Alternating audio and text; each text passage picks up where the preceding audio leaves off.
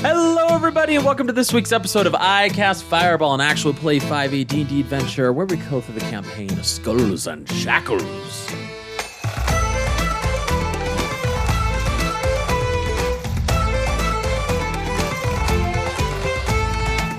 My name is Thomas, your DM for this adventure, and around the table we have... Lieutenant Ignis Halcon.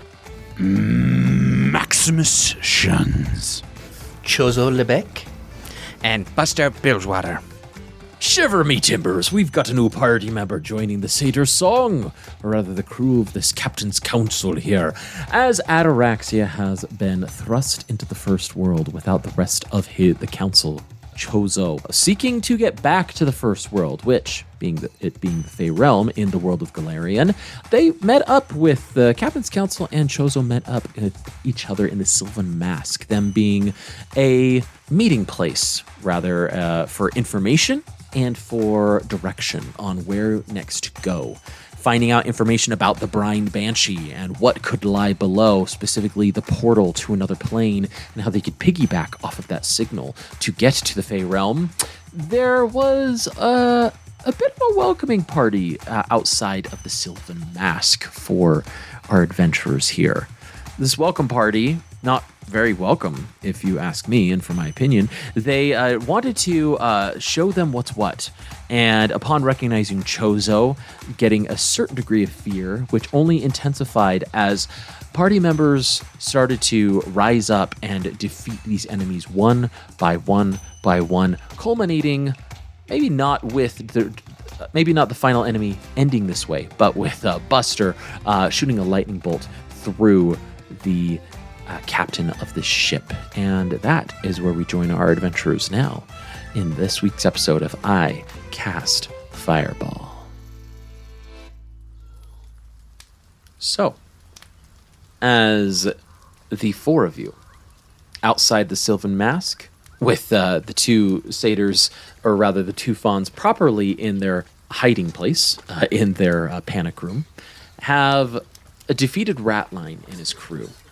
One of them fleeing really close to the battle, terrified, most of them dead, but one being clotheslined by Ignis's echo. You take a breath, Max, you let your vines and overgrowth spell sink back into the ground, returning back to its natural state, so that the four of you can walk up, inspect, or do what you will with the consequences of this battle. What do the four of you do?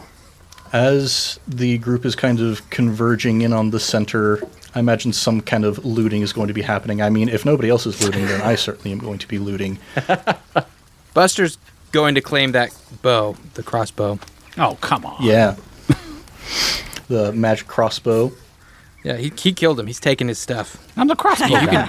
I'm the crossbow guy. He might still give it to you. He's just going to take it. He said he's going to take it before he killed him. I made a promise. I won't break that promise. Buster's raging. Let's have Chozo finish up what he wants to do, then we'll get to Buster and the crossbow. Yeah. So I cannot fly with my feathered wings, but I can glide short distances. So I kind of like do a front flip off the chimney of the roof and then go into a little glide down towards the center. But yeah, getting down to the center, I'll kind of look around at the new group that I found myself in and say, "Well, my new friends, what a competent group of battlers you are.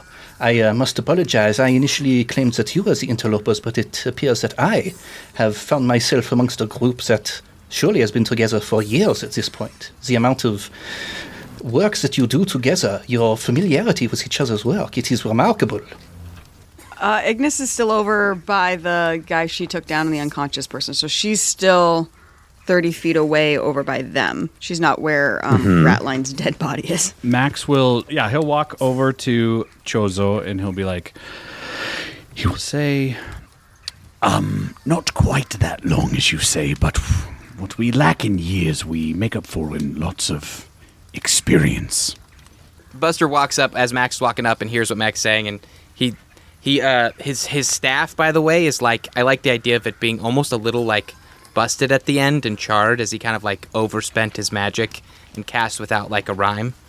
And as he's walking up, his eyes are still on the dead captain, and he just says, he goes, "Yeah, we've gotten good at this part, I guess. I don't know. I don't think we've been together that long." And then he kind of steps over the dead wizard, and he picks up the crossbow. Identify. Can I cast Identify? Sure. Yeah, you can cast Identify without. Takes a minute to cast it using a spell slot. Yeah, I'll just do that. I also have my Appraising Eye ability that I can use once per short rest. I can use an action to examine an object, learning its magical properties, how to use or activate it, and also the fairest market price of the object. Buster's just doing it like nonchalantly under his breath, but he's not sharing the information. He's just doing it as he's kind of talking to you guys and not listening. And his eyes kind of focus on the ground a little bit, and he kneels down next to the dead body, and you see him kind of brush at his feet, like he's got something on them, and he looks up and he goes, "Max, I gotta head for the ship." Would you like me to join you? I don't care. Take whatever time you need. I've been on land too long. I need to get to the boat. And he's gonna get up, and his feet are kind of like dragging a little bit, like on the dirt, like they seem to be like heavier. Mm-hmm. And he's gonna kind of just, as he takes the crossbow and gets up, and he'll just start walking towards the ship. He goes, "I'll figure out what this is and let you know." And he just kind of starts walking off. I don't even know why he yells back as he's walking. He goes, "I don't even know why he wanted to attack us." And I'll get nearer to Ignis as I'm continue to walk past, and say that. If you had known him for as long as I have, you would not need to worry about that. You have a long-standing relationship with him? One could say that, yes, but it has been brought to a very fortuitous conclusion. By the time Buster's walking past Ignis, she has the unconscious attacker by the lapels and is dunking his head into a water trough for horses and trying to get him to regain consciousness. Him, her, I forgot what the gender was, but whoever it is, they're dunking. I believe it's her. I was Yes, going to say, as soon as I said female. him, I was like, actually, I think that was a woman that came off the roof. I think so, yes. But you're just... By the time Buster is walking by Ignis has the back of this woman's head gripped in her hair, gripped in Ignis's hand, and is just dunking her head into a water trough for horses, trying to get her to regain consciousness. Okay. First things first, Buster, Identify, right? Yes. As you cast Identify, this is Ratline's Radical Revolver.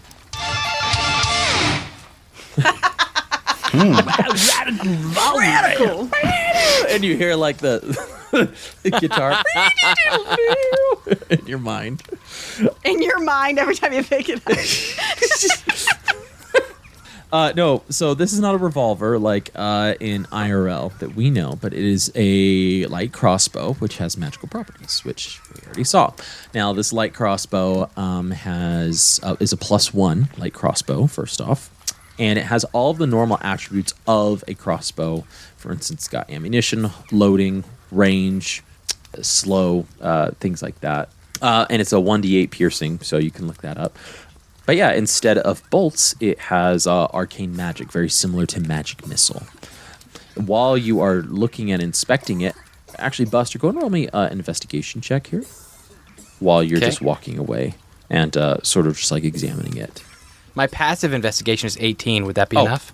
Let's do that then. Yeah, that's absolutely. That passive, in conjunction with casting the spell, you see that there are arcane etchings carved into this light crossbow, and it almost looks like that on the, I'll say on the butt of it, like on the bottom where you would normally put the bolt in a normal light crossbow.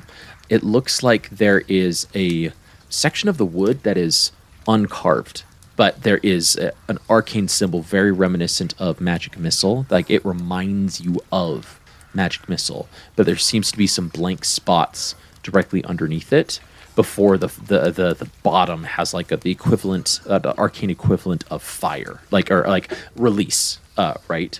So it looks like this crossbow had been started to be worked on and was being used, but all of this blank space, just you knowing arcane crafting and arcane weapons, or it's just the arcane, you're like, this feels unfinished, or this feels like it could be added onto.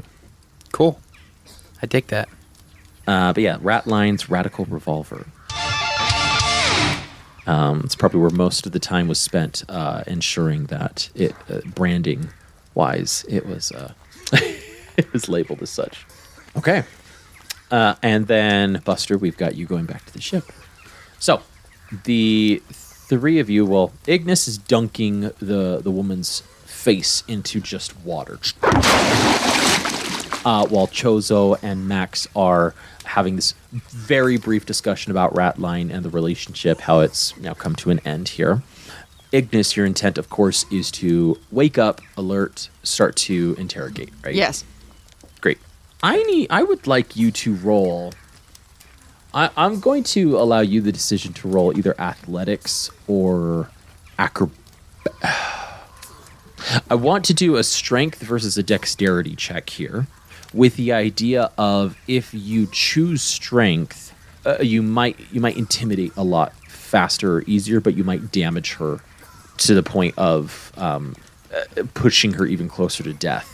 Dexterity-based skill check being, well, maybe she thinks you might be releasing her, so she might be holding back some information if during this intimidation type of a thing. But you will certainly not be damaging her and bringing her closer to death at that point. But both are a type of intimidation at this point. So my strength is not very good. Okay. She's not a very good. strong character. She is a dexterous character. Dexterous person, yeah. So I guess with those two results, I mean, I know your dex is higher, but what would you like your intent to be here from Ignis? Which approach do you think she would try to take? I think I will do the athletics, even though the athletics is lower, because the theology of Rolterra being the strongest to lead and the strongest in charge, the one in power. And so to give a powerful showing, trying to intimidate her into giving up information. Got it. Go and take an inspiration die for that. Leaning into that. And let's have an athletics check then. Oh, bummer. That's a 5. Because she's not very strong. You've got inspiration. You should use it. Save it. This woman's not going to tell us anything else that Chozo is not going to tell us, but it was just meant to, why are they attacking us? Right. Okay. I will say, so this is happening with a 5. And Ignis, we can pan over to that immediately if Chozo and Max, there's nothing else you wish to discuss or do. I know there's looting that would be happening here, but anything in particular you wanted to get to before the interrogation? No, I'm good just looting, unless Max has anything. Max will just say to Chozo, "So, are you agreeable to the plan of joining our party, helping us get to the first world?" We have a mutual interest, it seems. I would be happy to go along with you. Great. I'll talk to you later. And Max will start walking away. Max will walk toward the boat. He's going to follow Buster. And he is going to pass by Ignis. And as Ignis is like dunking this woman, he's going to just... Like, what is Ignis saying to her between breaths? I'm just curious. I don't know. I'm unsure if she's even awake at this point. Like, you're trying to get information. Are you like, tell us why you fought us, then shove her in without any answers? Yeah, or like, what's pretty going much. on? Like, At this point, Gotcha. yes. She hasn't she's learned interrogation techniques. She's never employed interrogation techniques. As Max passes by Ignis, he'll just kind of not stop her from doing what she's doing, but he'll like lean close enough so she can hear him, and he'll just be like, "If it's possible, maybe ask her where their ship is. We killed their captain. we might lay claim to it. Where's your ship? I'll leave you to it. Just follow Buster. Your captain's dead. Where is it? That's why it's only a 5. She's not getting any information out of it. Beautiful, beautiful. All right, Ignis, I'm gonna roll. Great. See if this just to see what's going on with this poor woman here. Okay. After the first 6 dunks, Perfect. you see her eyes like flutter open as you're yelling at her. She's like, "What? What?" You right in the water, and you're like, "Ha! It's working. Clearly, it's working." Clearly it's working. Yes. So you think you should give her an extra long soak in the water, and you're like, "Haha!" And she's like squirming and like trying to push herself up before.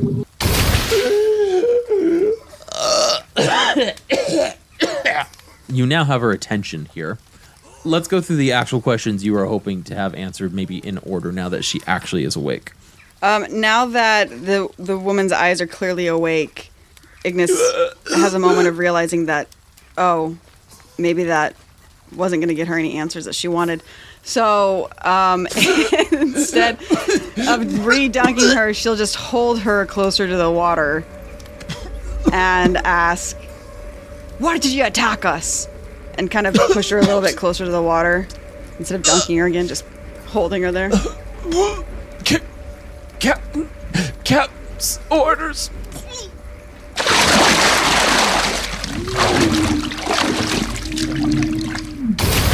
Why? We did nothing to him. Orders from on high. How high? Captain's captain. Does that mean anything to Ignis? So the captain's captain. There's a captain over a captain. So maybe somebody over Ratline. Is that scary lady we were talking to, or do we think that's maybe somebody else? or No, Harrigan. he works for the guy who runs Olo. Who's not doesn't he? there, He right? Because works- the other he's- girl, like the other woman, is Yeah. taking over because that guy's not there. Correct. I knew he was Yes. Mar Soranash, our werewolf. There The, it is. the werewolf, yeah. The werewolf friend. Not friend. But yes, he's not there currently. But this was captain's orders. Yes. To attack the satyr song. Those were the orders?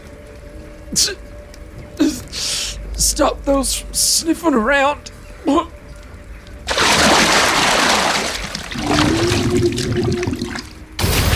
Sniffing around what? I'm gonna roll here.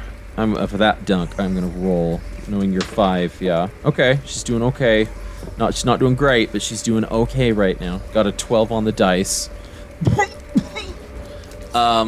Roll me an intimidation Sure. check right now. The DC is a bit low, though. She also just might not. Are you serious? You know what? I stand behind Ignis. Like, I haven't followed the rest of the crew. I stand behind. That's right. And I have, I went over and I grabbed the body of the barbarian and dragged it over. And as I'm behind Ignis, I've got, I'm kneeled down with one foot on the torso of the barbarian, and I grab the bolt that I shot at him and pull it out and just start kind of picking at my beak with it, staring to give advantage, hopefully, on this intimidation check. Absolutely, that is a good use of advantage there. So, advantage for your intimidation check, Ignis. Okay. That one is a 22. I rolled 2 2s in a row. Oof. Goodness. Well, that's a critical success here. Because it's 10 above, we're doing the house rules of 10 above the DC. So, critical success with that. She goes, standing orders. Those questioning after the bride banshee. Take him out. Stop asking questions. Where's your ship now that your captain's dead? In patrolling any incoming night ships. Because as you recall, they were essentially the welcoming crew. They were they were to make sure to keep the peace, set the rules. Make The sure gatekeepers everything was- of the port, gatekeepers. essentially. Excellent. Thank you, Josh. Who's in charge when Ratline's not around? Vicarla. Vicarla's in charge. She's leading the ship right now. Is she the orc that was wearing, the tight leather? She is the orc that's wearing a tight. The Good bird memory. wouldn't know that. Or no, he would, because he knows the people, maybe. You might. I would know Chozo. that. Chozo would. Yes. Chozo He is the might. word. That Absolutely. guy. This guy.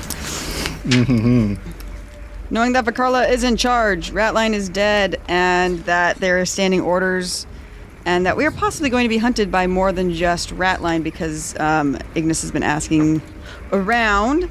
She will, because she still has this woman by the back of the head, she will just turn and crack this woman's skull against her skull and knock her back out because I don't want her to follow us.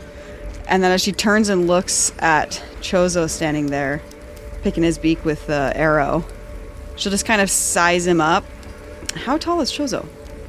4'5". She will size him down. And So down. Yeah, down. She like goes up and then realizes But he's nothing there, he's a really big bird. he's big for a So, bird. like, yeah. He's a just really ginormous big. bird. Yeah. He's really big. I mean, in terms of like, so the race that I'm playing, the Kindled Corvum, they generally tend to be a larger race, but if you think of like the size of a raven compared to the size of a black-billed magpie, magpies are pretty small. So Yeah, I that's my definitely metric for a gotta- lot of things. Yeah, I'm keeping with my brand. I gotta play a weird Yeah, I'm like, guy. how many magpies is this? How many magpies is this couch? Are we talking like 5 magpies, or is it a couple ravens? I just love the image of Ignis going up and then just going right back down. As she sees this little bird picking his teeth, she just kind of looks down at him and recognizes that this little guy was intimidating, and she keeps being outdone by these little guys around her, even though she's very tall. And she just kind of glowers at him. I didn't need your help. And I just respond with, if you have no more business to attend to here in the Port of Olo, it might be in our best interests to depart. As Chozo starts to depart, Ignis will stop him with her hand as he starts to pass by her. And will say, "Are you really meaning to join the crew?"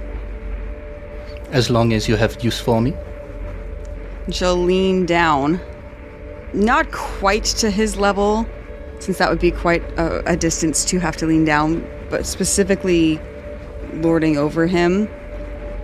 And will say, "If you hurt anyone on this crew, or you have any second agenda that might lead us away from saving our captain, I'll end you faster than this here pirate. Do you understand me?" And I, like, as the arm was put in front of my chest, I looked down and noticed the buttons on the bracers. And I say, I have good reason to believe the word of a worshipper of the Boundless One, the Fist of the People. At that, she'll straighten up, realizing that you know, because so far, no one has. And then she'll kind of take you in again in a whole new lens.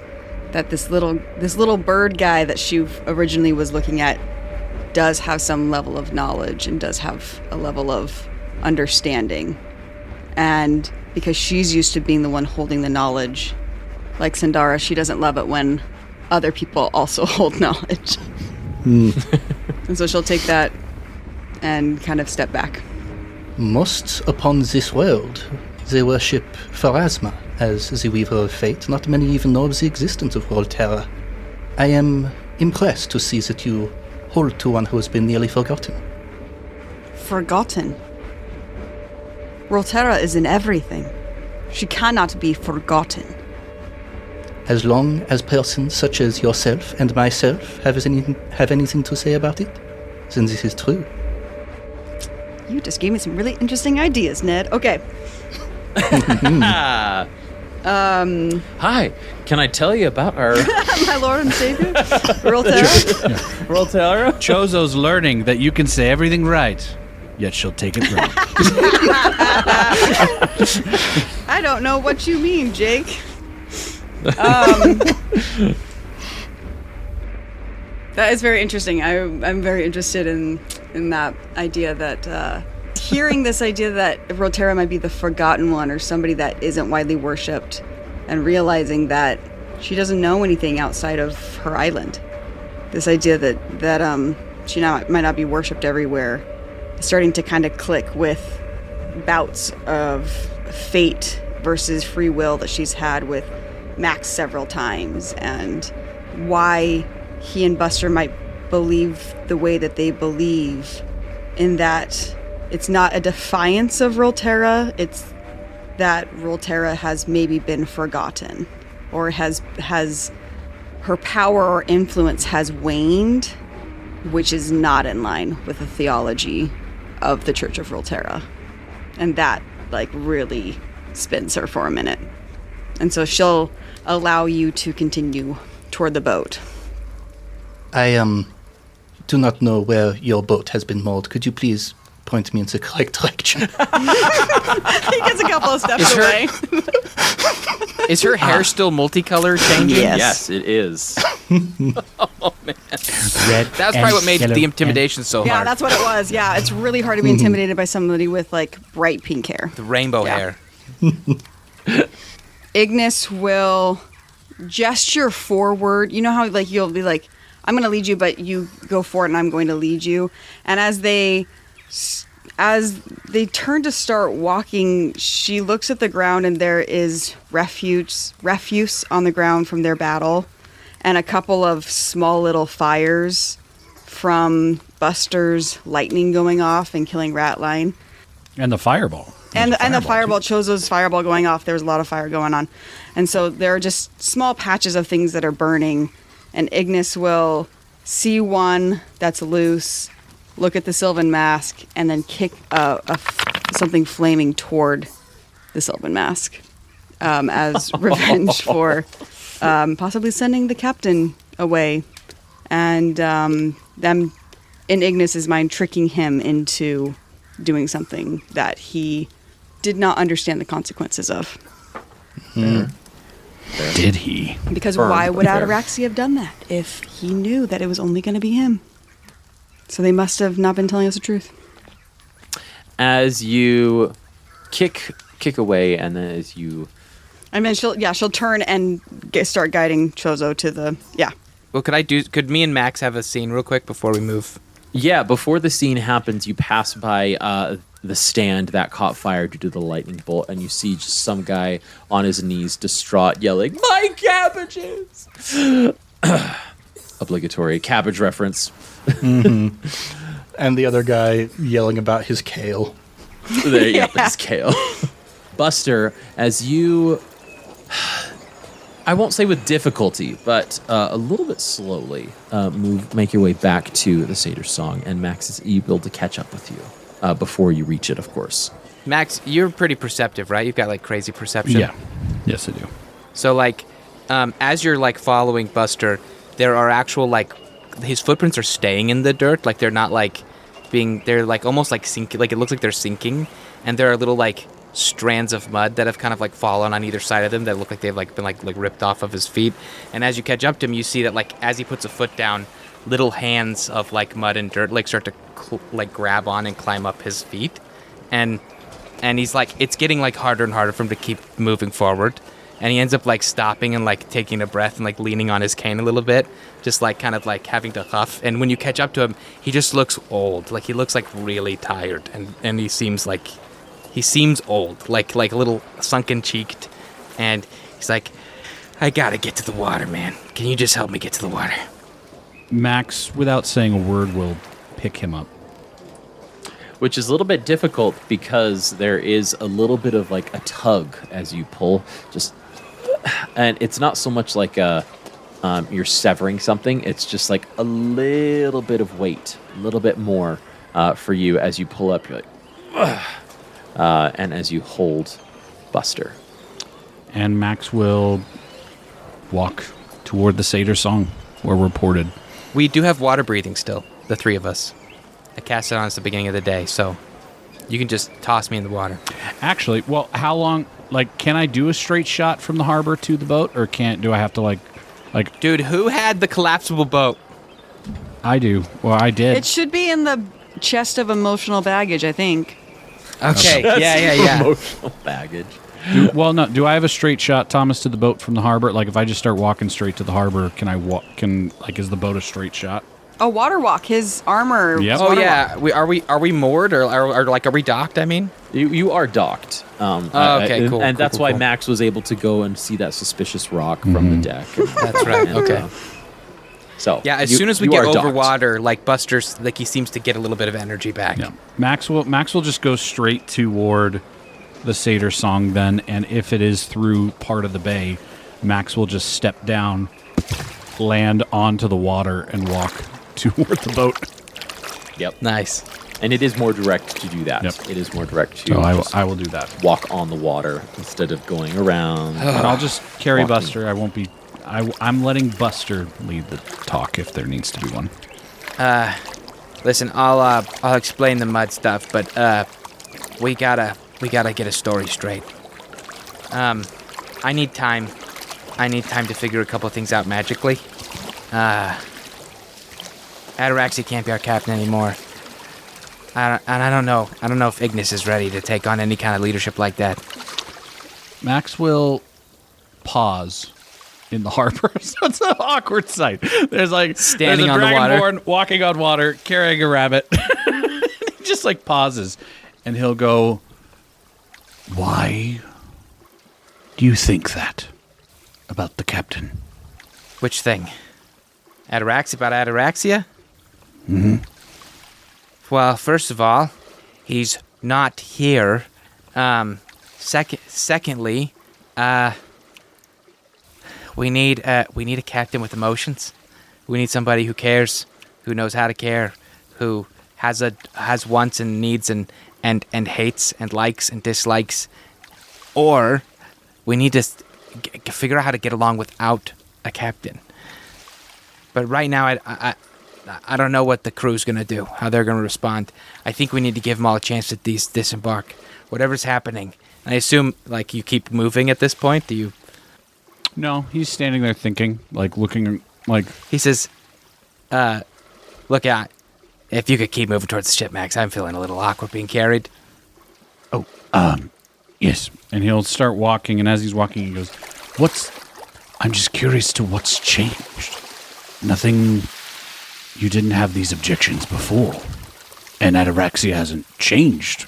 At least, that we know of. Look, I've been thinking this for a while, but it's hard to change something when you're in the middle of it. And I haven't felt right about him being captain since Meredith, to be honest. That whole incident was bad, and I don't know that he was ready to mediate that issue. It turned out okay, right? Everything turned out fine, but I don't like that we put him in that position. I don't like that he had to make all those calls, and I don't know, man. The idea of relying on one person to give a go order, it just doesn't sit right with me. Isn't that a ship? Maybe. But whatever's happening, we're messing with the realms, and we're planning to go to more realms, and I don't know if it's going to take our whole ship, or if it's just going to take us, and the crew needs to have the ability to choose if they're coming with us or not. I agree to that. They need to know we lost our captain. Yes. And it must be done in a very delicate way. I think you need to tell the crew, and Axe, I think you have to step into a decision-making role here. Without your dice. You have a good gut. And he kind of pokes at your chest a little bit. He goes, I need you to keep your promise to me about the cards. And trust your gut for a little bit, okay? I'm going to divine some stuff. See if I can find any information about Ataraxia. Or get any kind of word to him. But I can't do the crew thing. I don't know them well enough. I don't care. I haven't cared about them enough. That's true. That's very true. To say very frankly. And I think Ignis needs... She's looking for something, right? And I don't know if she knows what it is yet. I don't think making the calls on where the ship goes is where her headspace needs to be. She needs to figure out where she's going. And I saw your history, man. I know where you want to go. And I promise you, I'm going to help you get there after we've figured this out. You can tell that he is like, some of this is him like talking straight out. Like he is, it's bull crap to some degree, because Buster doesn't know what's going to happen in the future. And he's making promises about events that haven't occurred. But it's kind of what he does. And it's not insincere, even though it's full of like flaws. I appreciate you wanting to help me. And I'm willing to help our crew, our ship. But I will say, Buster, I will not take this role away from Ataraxia. I think it's unfair to him for us to make that call. You could say that's literally a mutiny, and I don't want to do that to a friend. I think once we find him, it's something we can let him make that call. Because if we're really friends, we have to listen to each other and not just decide for each other. Okay, but he's not here. He's not. That's what I said. Temporarily, Right. I understand the logic. We still have But a I'm crew saying- and a ship that needs direction. It needs does. decisions. I agree. But I'm saying, with as much kindness as I can, it's not your call to make, Why not? because you're not the captain. We rolled your dice to make that call, Max. And everybody on that ship respects the four of us. Ataraxia's gone. Someone needs to be in charge. Between the three of us, we can all make the decision together on what we do next. But in terms of the crew, if it's not you, then I'm going to do it. That wouldn't be wise. I was like, but I'm telling you, as someone who's tried to know the crew in my own way, the only way that they will go through with this is to save that kid. You have way more faith in people than I do. It's a lonely life without it. Bus will just get quiet at that. Wait for us to get back to the ship. Oh my gosh, we're almost out of the harbor. I went a different way. Oh crap. Like waves start coming in, Yeah, and we're Max like realizes rising up he's and been down. walking like toward the exit of the harbor, and he's like, "Oh, dang, Buster's I gotta like, I'm turn getting around. literal seasick here. Just like drop me in the water. Yeah. Oh crap. Okay. And yes, you do get to the ship right about this time, and as you climb up, you hear an announcement of one of the crew members saying, "Crew boarding here. Part of the captain's council." And Sandara rushes over to meet you as you two come on board. And she goes, "Hey, it'd be good seeing the two of you. Hey, how goes it? I mean, you be here and Buster's standing on his own now, just to be clear. He No, gets out of I'm Max's still holding you. hands. I'm I am holding. trying to crawl out. It's not a prom carry. No. Over the threshold. Sandara, would you please walk with us right away into the captain's cabin? We be waiting for the rest of the. That's what we can talk about in the cabin. All right. There'd be something I be needing to share with you as well. About In the cabin or out of the cabin? and she just kind of like, and at this point, both of you notice that there is, as she looks behind, not at the captain's door, but right next to it, there's a little bit of like a shimmering, like the wall of the ship is shimmering just a little bit, and it's since the moonlight is it's like a half moon, you can see it, and you're like, what the? And Sandara sort of like gestures towards that. She goes,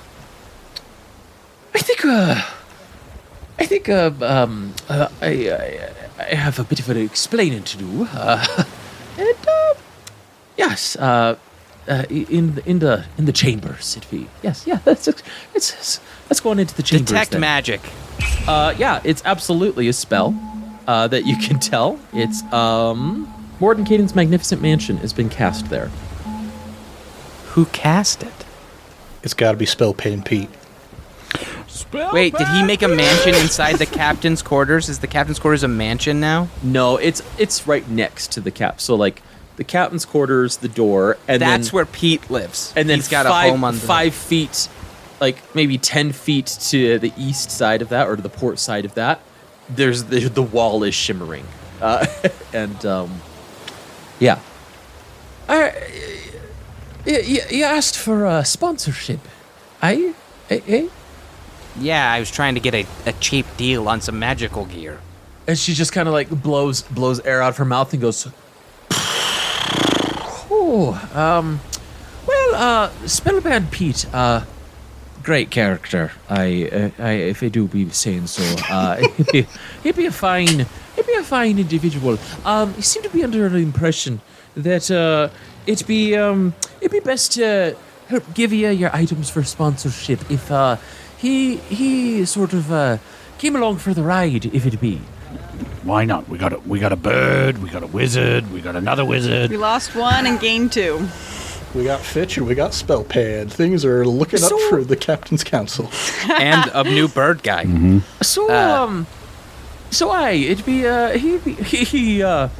explained it to me in very fast, somewhat articulate words, and then he went over. He tried going over to the door, and I said, "You touch that door, and I'll be having your fingers." And he shifted over a few feet, and then he just walked into the wall. Cool. As she says that, Buster's like, "This is a problem we can solve later." He goes, "Right, so we can talk about that later. If he's coming along, he's coming along. He's a wizard. I don't mind. He's a good kind of wizard." I assume Daynata is on the helm. Yes. Buster's gonna look at Max and kind of like try and like have like an unspoken communication go between the two of them, but that like the crew is resting and we need to get ready to go. So he just wants to make sure you kind of see like he's like he has like an energy about him when he looks at you, and it doesn't matter what you give him. Buster, you have an energy about you right now. What's going on? Yeah. Daynata, I need you to prep the crew to leave, to disembark and head for the sea. See. And Buster's gonna like slam his foot on the wood like he does, like kind of like stamp it a couple times. Be like, "All right, you lot, everybody, time to get up and at 'em. Get ready. The rest of the crew's coming. We need to get ready to leave." You hear a voice. You heard it. You heard the Captain's Council. We're gonna get the ship ready to leave. As Wesley has found, wearing different boots, mind you, hands on his hips, and walking around a ragtag group of individuals, barking orders at them to The night shift. He would be on the night shift. Graveyard shift. to carry out your orders, basically. It's not everybody that's on the night shift. It's just his posse, though. Yeah, it's the 5. He's just ordering those folks. He goes, "I told you to get that rope out of here." Okay. All right. I'll walk with Buster and Zendara to the cabin. Yes. I imagine the others are probably catching up, Yeah, by this right? point, we're Yes. probably close because they have their whole heart on the harbor. Absolutely. At this point, Chozo and Ignis, you have gotten onto the ship. Hearing the hustle and bustle, and Ignis, as you get on a ship, Wesley yells, "First mate on deck!" and does like a little salute. And the 4 others, like some hastily, some spoon sledge slug, is a little bit slower in giving you that salute as you get onto deck. Ignis will pause and then salute Wesley back. All right, now back at it. Just in time for everybody to conveniently start making their way into the captain's Convenient how that chambers. happens like that, huh? Councils, yes. Chozo joining in on this conversation, I imagine, being part of the... Yes. Yeah. If Sandara has any misgivings, Buster's like, we need him here for particular reasons. And she is absolutely on guard as Ataraxia doesn't appear to be with you. So, as the door clicks behind you, the 4 of you taking up your place in the captain's chambers here. Sandara standing between the crew, the four of you, and the door, right at the doorway, I should say. She turns to Buster, expectantly waiting. Okay.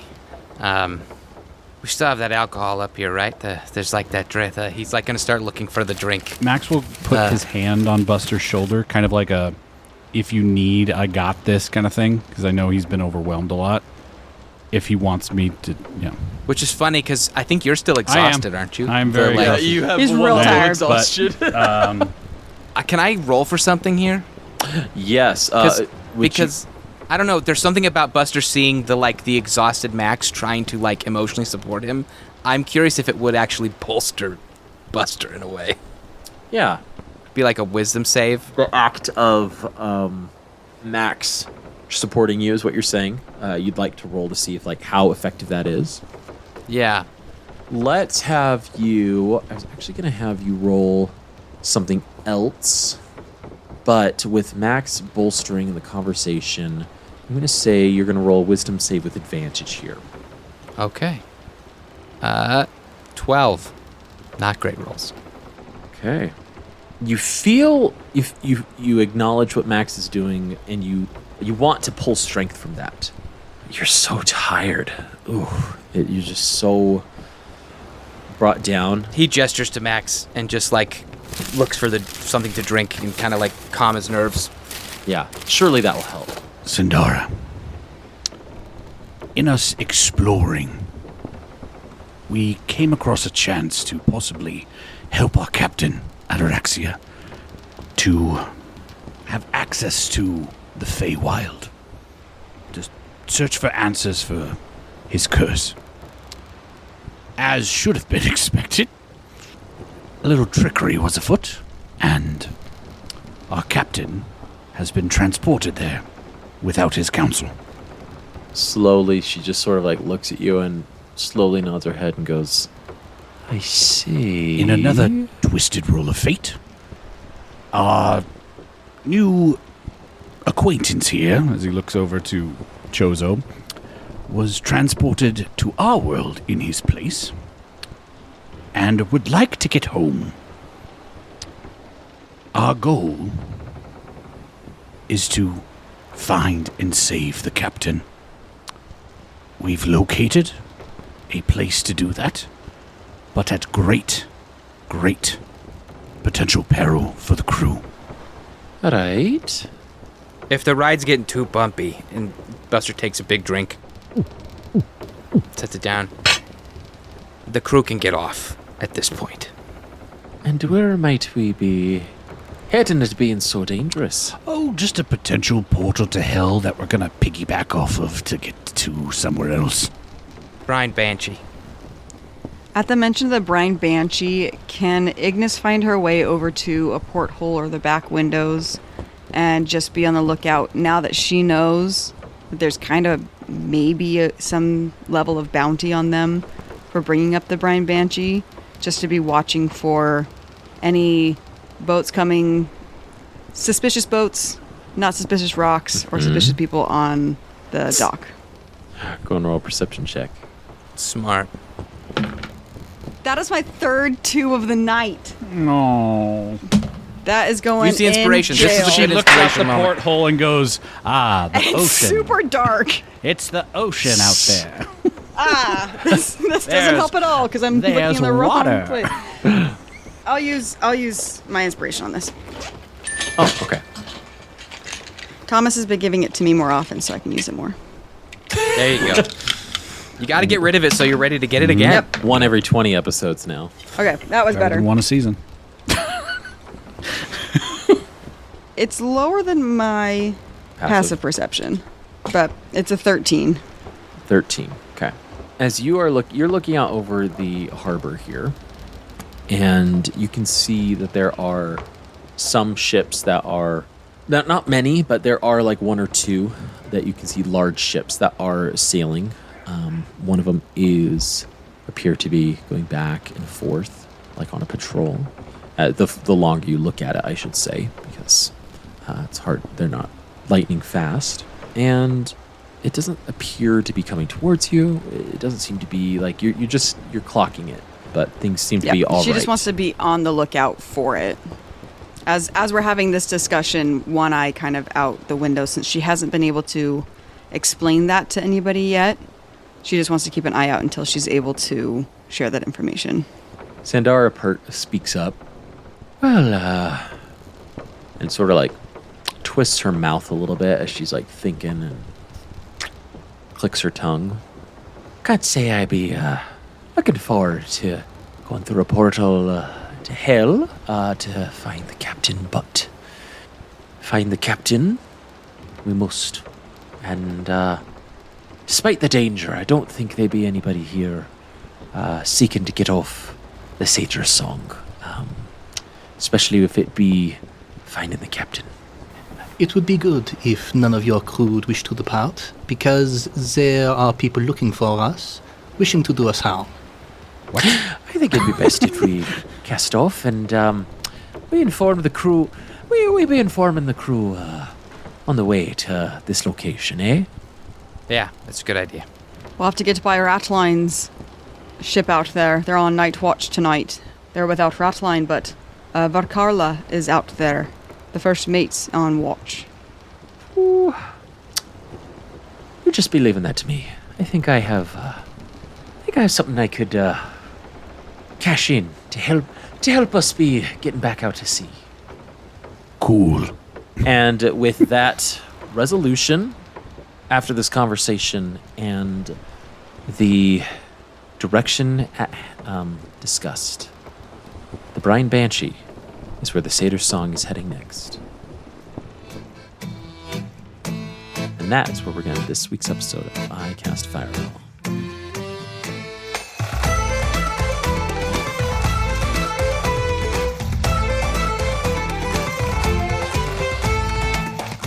Oh boy, getting chased out of town on a rail, ain't that just the D&D way? There's something about this piratey adventure. Like, I could see us spending the whole campaign just trying to help people at these different ports, and we keep like being like, "There's still some problems here, but we gotta go." Oh, wait, we We really gotta gotta go. go. All right. Gotta go, girl. Gotta go. Yeah, I feel like some of these problems are a little bit above our pay grade at the moment. It's not our. This isn't our circus. Certainly aren't our monkeys. Not my circus, not my monkeys, yeah. Yeah, there we go. Well, players, thank you so much for playing. Jacob, Ned, Josh, and Mickey. And listeners, thank you so much for listening on the season 2 of iCast Fireball here. We just love that you're along for the ride, and we just love sharing this story with you. We love especially hearing from you about this and other stories that ICF is telling. And so we want to shout out a few people that reached out to us through our email at castfireball2020@gmail.com. First one is Brenda, who shot us an email. Brenda said, "Hi, ICF Cast." She talks about the meet and greet, the ICF meetup we had here, our first ever in-person event in Utah. Brenda, unfortunately, was unable to make it, but she had a friend, Sarah, who was doing Marco Polos, and we got to send over some stuff to Brenda as a result. It was a ton of fun. Oh, but if we all had a Sarah. If only. Sarah was also the one, shout out to Sarah, who recorded the Q&A that we did there, which if you join our Patreon on the bonus content, you should be able to have access to that. It's kind of hard to hear at points, I'll admit, not due to any efforts on Sarah's end, but because we were sharing the space with the local game store, and they had 2 tournaments going on at the same time, and so there was a lot of noise in that building. But good heck, it was so much fun to see everybody there at the ICF meetup. It was awesome. Awesome. Shout out to everybody that came. I wish we could shout out all of your names. We have them. I wish we could. We had all the time. And had a blast running our one-shots there. But yeah, Brenda, shout out to you for shooting us an email. Want to also shout out Colton, also shot us an email. This one said, "The podcast is the best of the best. Thanks for creating a family-friendly podcast. They started listening last October, and it is amazing. Gave us a 10 out of 10 in the email, and that they are currently on episode 29 of season 1. So Colton, when you get to here, It'll be That's a heck of a ride. it could be quite a ways before you hear this shout out. But if you want to get shouted out and on a future episode, shoot us an email at icastfireball2020@gmail.com or shoot us a message on our social medias at icastfireball20. We'd love to hear from you as always. Or you can jump over to patreon.com/icastfireball20 and you can pick which tier you want to join in.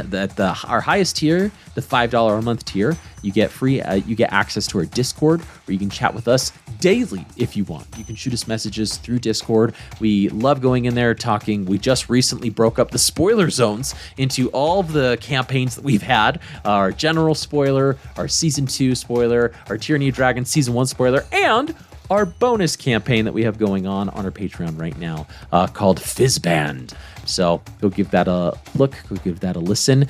And we just want to shout out you as the fans, but also shout out Improv Tabletop, where they have amazing campaigns going on over there. That's Ned's GM, where he's the GM over there doing multiple TTRPG systems.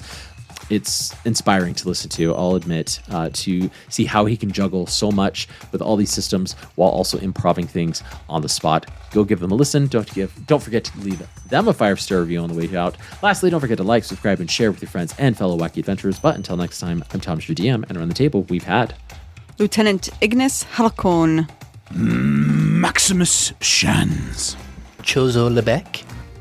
And Buster Bilgewater. Let's keep that fire going, everybody, and we'll see you all next time.